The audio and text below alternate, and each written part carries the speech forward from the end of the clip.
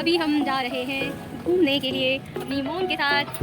ये देखिए हमारी प्यारी सी क्यूट सी माताश्री। हाय बोलो। हाय मेरे पापा जी।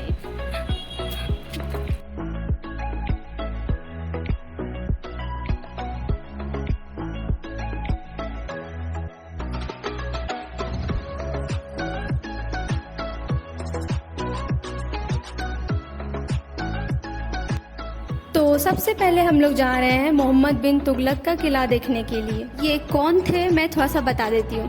मोहम्मद बिन तुगलक मध्यकालीन शासक में से सबसे ज़्यादा बुद्धिमान ज्ञानी शासक था, जिनका शासनकाल रहा था दिल्ली के अंदर 1325 से 1351 तक।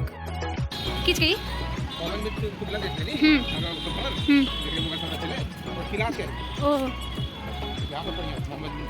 मोहम्मद बिन तुगलक का ये किला है जो टूटा फूटा स्तूति बचा हुआ है, वो हम देखने के लिए आए हुए हैं दिल्ली के अंदर। ये देखिए उधर से अब हम लोग इंटर करेंगे ऊपर की ओर। वो एक आदमी वहाँ दिख रहा है, वहाँ हमें जाना है। सो अंदर चल के देखते हैं क्या है अंदर, कैसा है। I don't know. पुरानी चीज़ें तो पुराने टाइप के ही होंगे, बट पुरानी चीज़ों को देखने का एक अलग ही एक्साइटमेंट होता है इंसानों के अंदर। सो चलिए देखते हैं।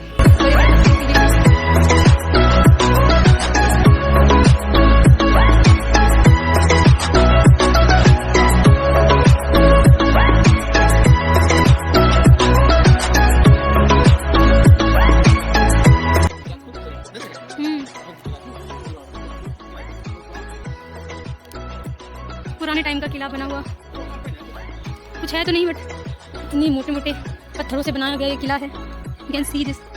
यहाँ पे कुछ लोग दिख रहे हैं मुझे। ये देखो हेलीकॉप्टर, वाव कितना नज़दीक है। फ़ोन में दूर दिख रहा है बट एक्चुअली मुझे बहुत नज़दीक है, बहुत नज़दीक। उसको मैं क्लियरली देख सकती हूँ। थक गई चढ़ते चढ़ते। देखो आप लोग यहाँ कैसा है नज़ारा। है नहीं ज़्यादा खास, बट जो भी है।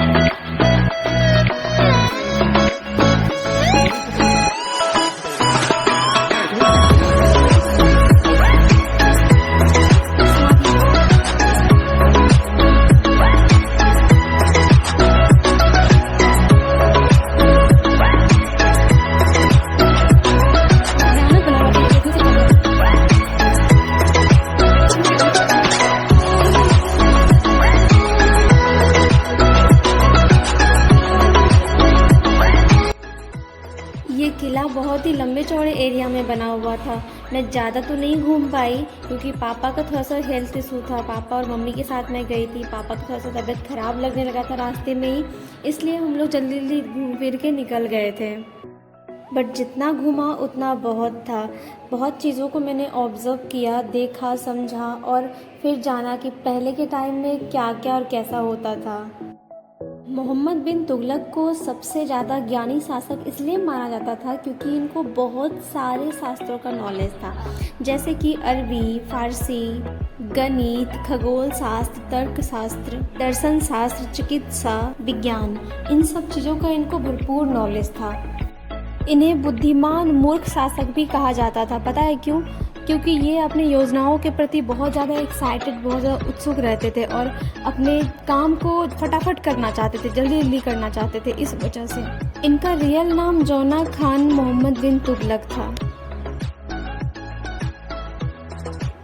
लिटरली सामने से देखने में मुझे बहुत अजीब सा फीलिंग आ रहा था। एक तो आप पढ़ते हो बुक में तो इमेजिनरी लगता है, लेकिन आप सामने से पढ़े हुए चीज़ों को देख रहे होते हो, पुरानी चीज़ों को, तो इमेजिन करने में थोड़ा सा अजीब सा लगता है कि वाओ ऐसा भी चीज़ होता था, ऐसा ऐसा भी था पहले। जो बीत गया वो हिस्ट्री बन गया। एंड वो सारी चीज़ों को देखने का एक अलग सा एक्साइटमेंट होता है अंदर, बट वो चीज़ें अब बहुत कम बची हुई है हमारे देश में। बहुत कम नहीं है, बहुत सारी चीज़ें देखने को, लेकिन अब धीरे धीरे ख़त्म होते जा रही है। जैसे कि ये किला तो धीरे धीरे टूट फूट रहा है। जो बचा के रखा हुआ है सरकार ने तब तो ये बचा हुआ है ना, वरना तो कुछ ना कुछ यहाँ पे इंडस्ट्रियल चीज़ें बन जाती है। अब मैं इस साइड जा रही हूँ आगे आगे और मम्मी मेरी पीछे पीछे। इधर एक गुफा टाइप का मुझे दिखा, इसलिए मैं इस साइड जा रही हूँ देखने के लिए कि इधर है क्या।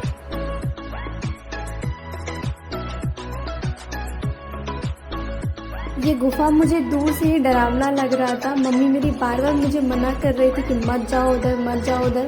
पूरा अंधेरा था अंदर, बीच बीच में लाइट दिख रहा था।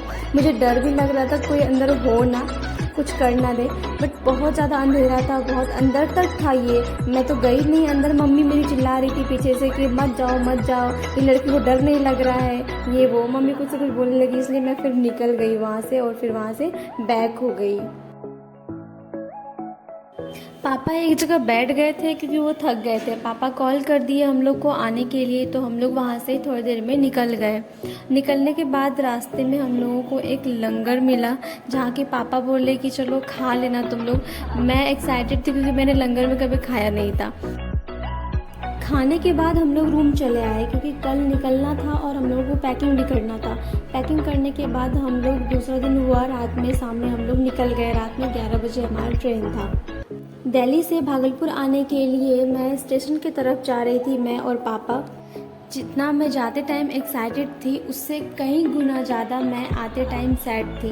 मेरा रोने जैसा हालत हो गया था आते टाइम। बहुत ज़्यादा अजीब सा फीलिंग था, कुछ से कुछ मन में आ रहा था, बहुत कुछ मैं सोच रही थी। और मैं सोच रही थी कि ऐसा क्यों है लाइफ, पता नहीं। मैं ज़िंदगी के बारे में बहुत ज़्यादा सोचती हूँ, तो मुझे लगता है मैं हमेशा सोचती रहती हूँ कि ऐसा ज़िंदगी क्यों है भगवान।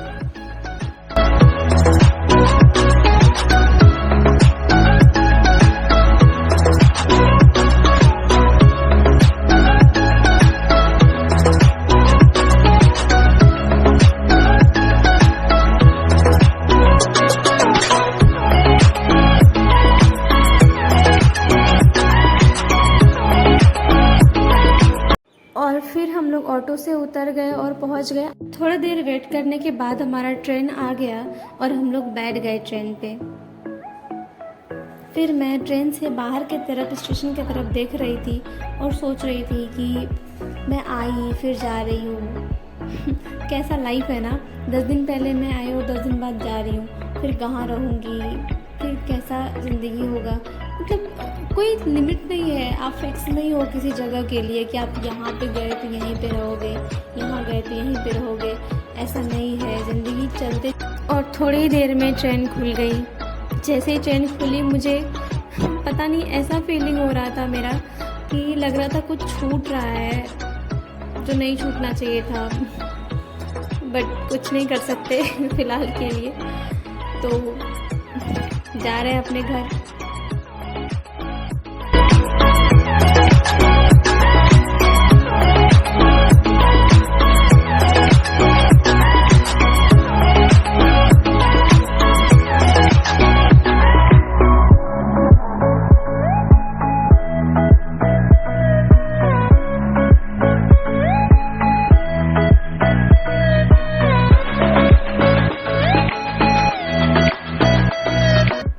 ये मेरा दिल्ली का तीसरा ब्लॉग है। अगर आप लोगों को अच्छा लगे तो please like, comment, share and subscribe my channel.